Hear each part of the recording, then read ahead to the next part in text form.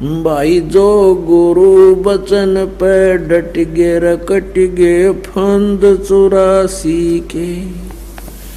भाई जो गुरु बचन पे डट गे रकट गे फंद 84 के।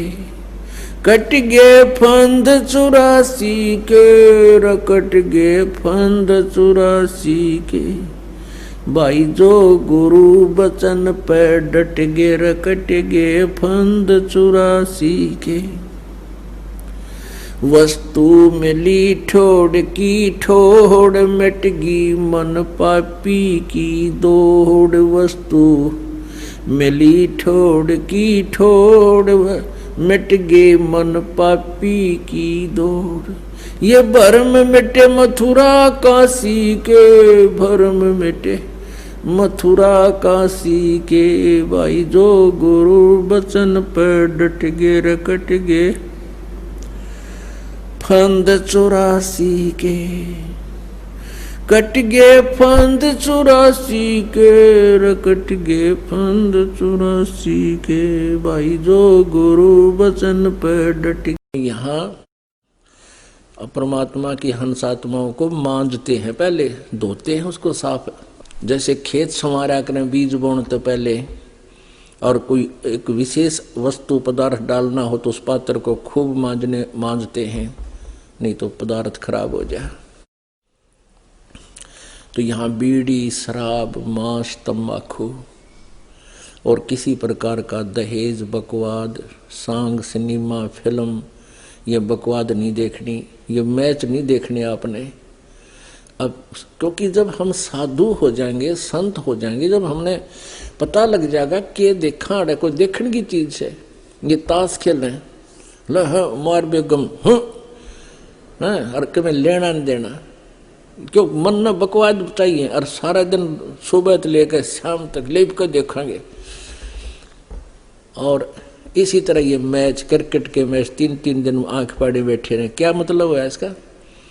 अपनी भक्ति करे, मालिक ने याद करे, वह खेलना और हम देखा। जैसे मैं लड्डू खाऊं और तुम देखो वो 2 खा गया, तुमने क्या मिला बड़े आदमियों। तो ये बालक बुद्धि से हमने थोड़ा हटके चलना पड़ेगा। वह तो अपने पैसे कमाओ करोड़पति हो गए हैं, अरे ये भोली आत्मा उड़ बैठे बेमतलब टीवियां पर बैठे रहे, काम भी छोड़ दे। तो ये सारी बीमारी इस आधुनिक उपकरण का दुरुपयोग से होगी। ये फिल्म बकवाद गढ़ दी सारी उल्टे सुलटे हैं। किसी ब्याह दिखाओ लड़की का एडवर्टाइजमेंट करो न घोड़ा पर बोझों पर डीजे, वह बीमारी सारे समाज में ठोक दी। और हम इससे उल्टा हटाएंगे, भक्ति तभी चलेगी। आपको यहाँ आने से कितने पुण्य हो रहे हैं, आपके कितने पाप छूट चुके हैं। बीड़ी शराब मांस तम्बाकू सबसे पहले छुड़वा जाता है, जो घोर पाप का कारण है। दूसरे आपको कहा जाता है किसी की सुई भी नहीं चुरानी है, किसी से रिश्वत नहीं लेनी है, ब्याज तक नहीं लेना है। ब्याज लेने वालों के नाश हुए देखे हमने, सर्वनाश हुआ देखा उनका। बिरान माटी टक्कर मार मार कर मरे, वो पागल होकर के मरे हैं। हमारे आंखों के सामने ऐसी स्थिति देखी उन लोगों की जो ब्याज लेते थे और बहुत महंगा लेते थे। आज से 50-40 वर्ष पहले 5 रुपए सैकड़ा ब्याज। हे भगवान, आज भी नहीं है 5 रुपए सैकड़ा, किसी बैंक में भी नहीं आज तक।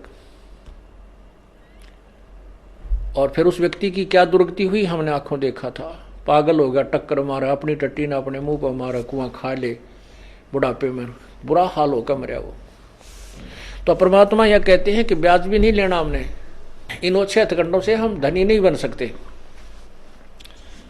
धनी बनेंगे परमात्मा की रजा से। जब आप और इस शब्द महल में, इस मंत्र में आप में 24 सिद्धि आ जाएंगी, लेकिन इनका दुरुपयोग शुरू कर दिया तो आपका पंचर हो जाएगा, आपकी पूंजी खत्म हो जाएगी, यहीं रह जाओगे। ना किसी को दुआ दो, ना किसी को बद दुआ दो, ना किसी को आशीर्वाद दो, किसी के सिर पे हाथ ना रखना, आशीर्वाद भरा। वैसे किसी के सिर में कष्ट है, मालिश कर दो खूब, कोई बात नहीं।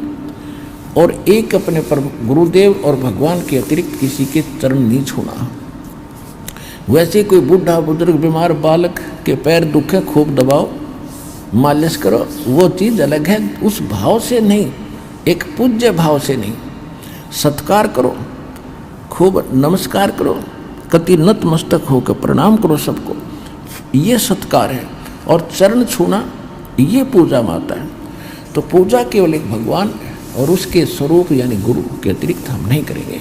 तो ये कुछ मर्यादा हैं जो समाज से हमारी हटकर होती हैं। तो हमने समाज के अनुसार नहीं चलेंगे, चाहे हमने वो दुख वो परेशान हो, प्रसन्न हो या ना हो, हमने परमात्मा को प्रसन्न रखना है, हमने राम राज्य करना है, भगवान खुद खुश करना है। और जिन बातों से गुरु दुख पावे, तीन बातों को दूर भगावे, तब हंसा सतलोक जावे। तो इस तरह की कुछ है, ना किसी को बद्दुआ देना, ये भी हमारी हानि होती है, और ना किसी को दुआ देना, किसी को आशीर्वाद भी नहीं देना, तेरे न्यू हो जाएगा, फलाना हो जाएगा, ठीक हो जाएगा, ऐसा खुश रहो, ये नहीं बोलना। नमस्कार करो, प्रणाम करो, नमस्ते बोलो। राम राम कहता कोई राम राम बोल दो, क्योंकि राम क्या है, राम कौन है? उनका राम जो है सो हमारा राम तो वो है कबीर राम। और आजकल एक बीमारी, एक और नई, एक और चल पड़ी काल की व्यवस्था कि गुड मॉर्निंग बोलेंगे, गुड मॉर्निंग, गुड इवनिंग।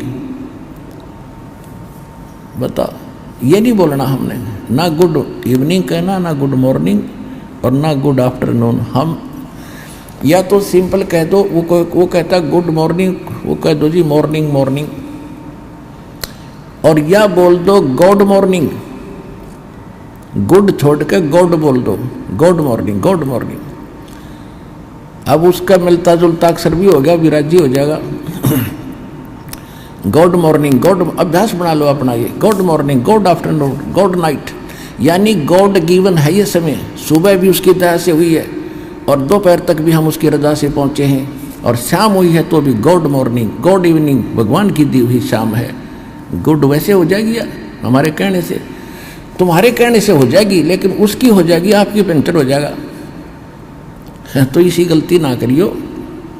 जब आप कोई गाड़ी ले रखी कार, और उसमें से आप किसी दूसरे टायर में हवा भर दोगे, ना भाई मेरा भी काम बिगाड़ेगा, देख वो सामने वो हवा वहाँ से भरवा लो जा करके। तो सतलोक आश्रम पर वाला बता दिए उनको कि वहाँ से भरवा लो वहाँ जाके। अगर आपने जूते ही रखने हैं तो चाम के नहीं रखना, क्योंकि ये पशुओं को बेरहमी से मारा जाता है और उनसे काट कर ये चाम तैयार किया जाता है। पहले पुराने समय में जो चर्मकार यानी चमार जो जूते बनाते थे, वो जीवित पशु को नहीं मारते थे। पशु मर जाते थे, उनकी खाल उतार करके अपनी मेहनत से उसको फिर जूता बनाने योग्य तैयार कर लेते थे। अब वर्तमान की तरह एक एक व्यक्ति 6-6 जोड़ी जूते नहीं रखता था।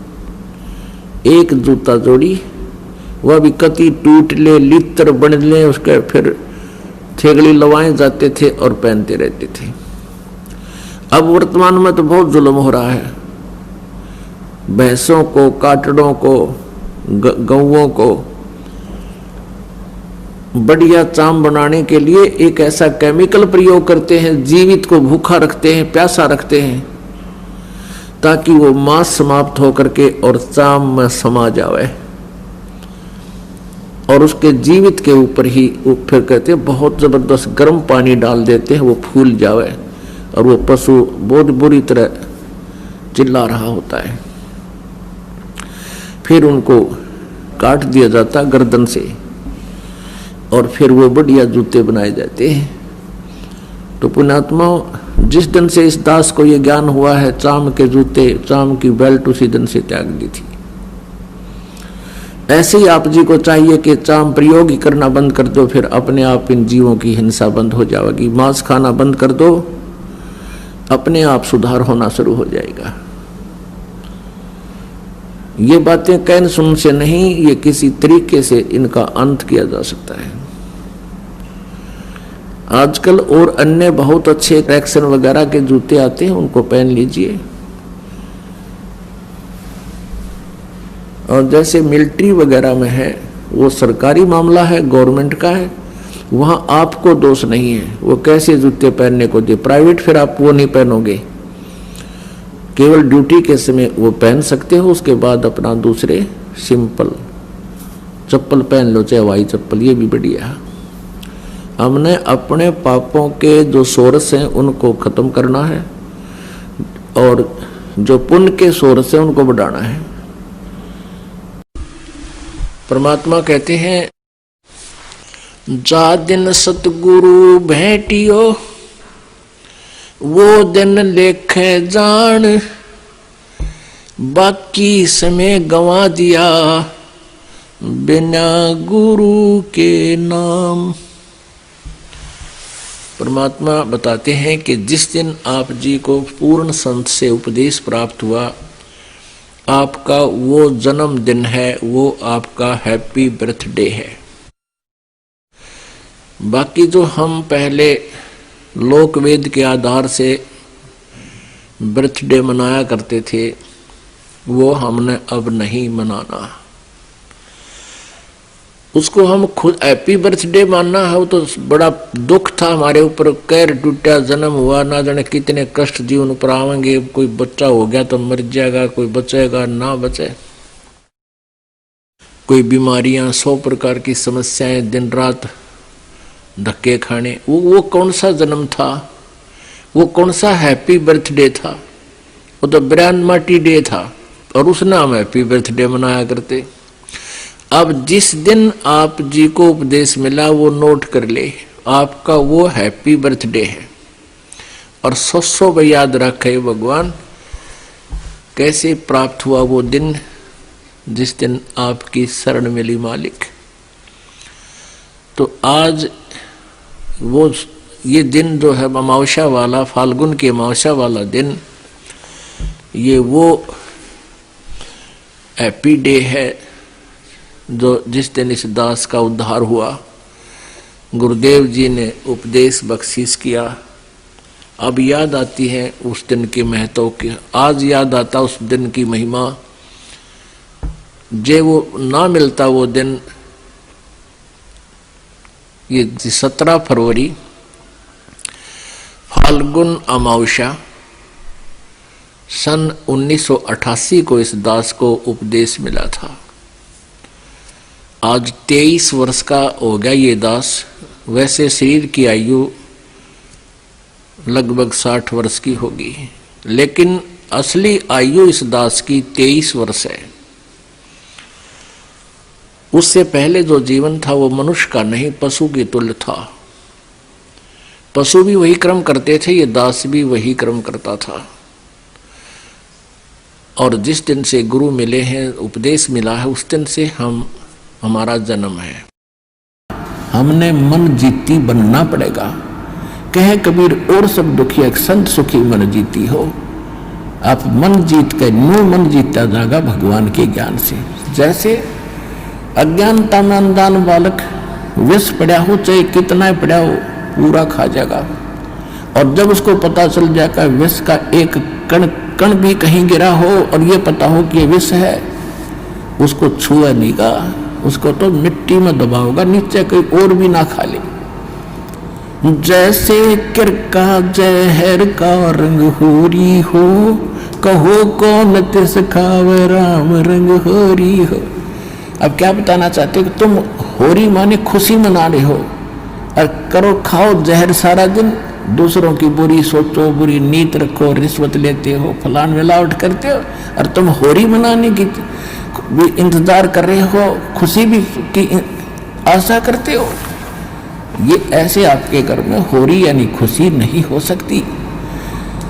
होरी कैसे होगी? जैसे किरका जहर का रंग होरी हो, किरका माने कण, और कहो कौन तिस खाव राम रंग होरी हो, कि जिसने में पता लगा जहर है फिर कौन खाओगा। और फिर देखियो इस राम रंग परमात्मा की तरफ से आपको कितनी होरी यानी खुशी मिलेंगी। तो फिर हमें ये जहर दिखाई देगा और 100% वैसे हम किसी का दूसरा के में लेते हैं। जैसे हम दहेज लेते हैं, अब गरीब आदमी अपनी बेटी को पराई करने के लिए सामने वाले उस भेड़िए का मुंह बंद करने के लिए चाहे कुछ भी करना पड़े, बेटी पराई करनी है, ऐसी समस्या उसके सामने होती है। और वो व्यस खा रहा, उसको पता नहीं, और वो दुख पाकर आत्मा मोस के कहीं से कर्जा उठा कर बेटी पराई करता है। अब हमने ये प्रतिज्ञा करनी है कि ना दहेज लेंगे ना देंगे, चाहे ब्याह हो चाहे ना हो। और क्यों कैसे ना होगा? वाह भाई वाह, भगवान ने संस्कार जोड़ रखे, उसने मिटा कौन देगा? वो तो जबरदस्ती होगा, ना चाहते हुए भी होगा। ये तो हम बकवाद करते हैं, सिर्फ इन पैसे वालों ने शुरू की थी, मायाधारी मस्करों ने, और मीडियम स्तर के गरीब व्यक्ति तो बेमतलब उस परंपरा में पीछे जाते हैं। तो हमने ये नहीं करना है, क्योंकि ये फिर हमने देना पड़ेगा अगले जन्म में। तो हम ये संस्कार घटाएंगे बढ़ाएंगे नहीं। यदि भक्ति करनी है, नहीं तो वे करो जो तुमने कर रहे हो, थारी मौज है। फिर भक्ति और मोक्ष की इंतजार मत करिए, मर्यादा भंग करके चलोगे तो मर्यादा में रहो। आप भी सुखी, आपके बच्चे भी सुखी, आपकी बेटी भी सुखी रहेगी, क्योंकि आप उसको भगवान से जोड़ दो। जब भगवान साथ होगा तो उसकी कमी किस चीज की रह जाएगी? जब नितर भक्ति सच्चे मन तक करेगी, लगन से रहेगी, मर्यादा में रहेगी, अगले कुल को भी सुधार देगी हमारी बेटी। जा करके उनको विवश होना पड़ेगा उसकी साधना को और उसकी नेचर को देख करके। तो इसी प्रकार ये प्रचार हो।